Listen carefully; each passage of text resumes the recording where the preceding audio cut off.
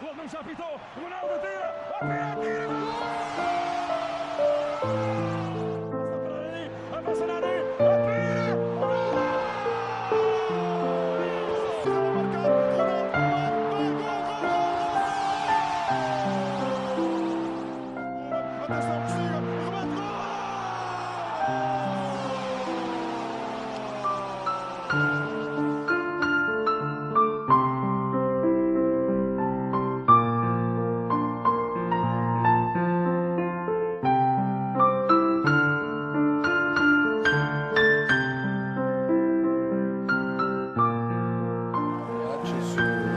Fanatiki veliki bodre nas u svakom slučaju.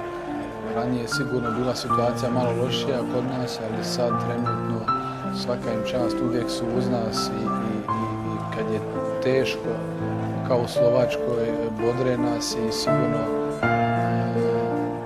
veliko hvala njima, bez njih ne bi to uspjeli.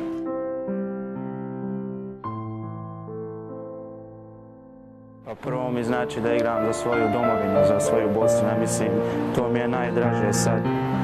A posebno normalno u Brazilu da predstavljam svoj narod i volio bi što bolje odigrati i za svoju istu familiju, porodicu, svi su ponosni i mislim, ne znam, to znači za mene ono najveće na svijetu. Pa ne znam, moram reći, sad smo dobili veliko samopouzdanje za ove dvije utakmice i bit će teška utakmica, ali ako se borimo i trčimo ko sad protiv Meksika i ova druga utakmica, onda ja mislim da će to biti sasvim okej. Salihovic, his cross!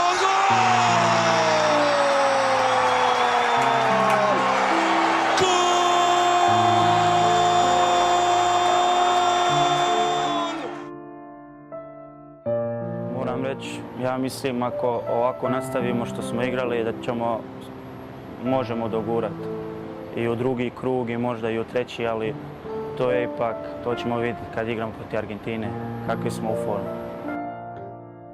Pa nemam ništa, samo mogu reći da mogu ponosni biti na ove momke ovdje, jer ja nisam bio sad godinu dana i to što sam sad vidio, znači mogu baš biti ponosni na nje jer igraju svi sa srcem.